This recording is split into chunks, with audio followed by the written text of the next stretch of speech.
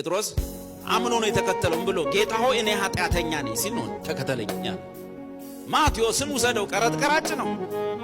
ባንዳ ማለት እኮ ነው። ለሮም መንግስት ከገዛ ዜጋው ቀረጥ እየሰበሰበ የተወሰነችውን ወደ ኪስ የተወሰነውን ወደ ቄሳር መንግስት የሚልክ በህዝብ የተጠላ ሰው ተከተለኝ። ሌሎቹን ተው። አጋንንት የነበረባቸው ሴቶች ናቸው። ጋለሞታ የነበሩ ሴቶች ናቸው። ኢየሱስም የቀራጮች የጋለሞቶች የአመንዝሮች ወዳጅ ሲባል እረ በኢየሱስ ስም አላለም። ተከተሉኝ ያላቸው።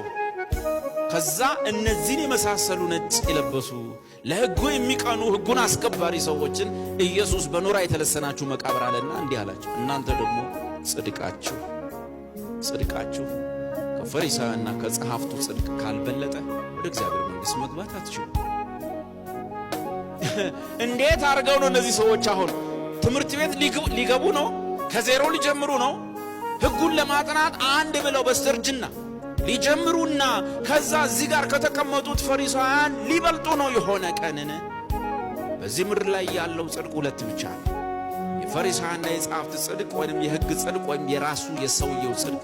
ሁለተኛው ጽድቅ ደግሞ የተገለጠ ጽድቅ ነው። የማን ጽድቅ ነው? ከፈሪሳውያንና ከጸሐፍት ጽድቅ ሁሉ የሚበልጥ ጽድቅ በነቢያትና በህግ መጽሐፍ ይመጣል ተብሎ የተመሰከረለት የእግዚአብሔር ጽድቅ ነው። እነዚህ ሐዋርያት ምናል ይህንን ጽድቅ ማግኘት ይቻላል። ይህን ጽድቅ በማግኘት ከፈሪሳውያንና ከጸሐፍት ጽድቅ በአንዴ መብለጥ ይቻላል። እንዴት? ይህ ጽድቅ የሚገኘው በእምነት ነው። በእምነት ነው። ይኸውም ክርስቶስን በማመን የሚገኘው የእግዚአብሔር ጽድቅ ነው።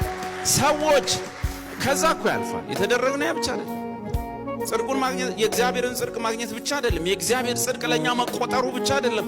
እኛ ራሳችን የእግዚአብሔር ጽድቅ ሆነናል። መጽሐፍ ነው የሚለው ሁለተኛ ቆሮንቶስ ምዕራፍ 5 ቁጥር 1 ላይ እኛ በእርሱ ሆነን ወይንም ቦታ ገብተን የፖዚሽናል ትሩዝ ነው። በእርሱ ሆነን በእርሱ ቦታ ገብተን የእግዚአብሔር ጽድቅ እንሆን ዘንድ ማን? በነቢያትና በሕግ መጽሐፍ የተመሰከረለት የእግዚአብሔር ጽድቅ። እኛ በእርሱ ሆነን የእግዚአብሔር ጽድቅ እንሆን ዘንድ ኃጢአት ያላወቀውን እርሱን ደግሞ ስለኛ ምን አረገው? ኃጢአት አረገው። ለዚህ ወርደን የሕግን ጽድቅ መፈለግ ነውር፣ ደርሶ የሕግ ጠበቃ መሆን ታላቁን ማዳን ማጣጣል ነው። አትበረክቱም። እውነት ነው የምላችሁ፣ አትበረክቱም።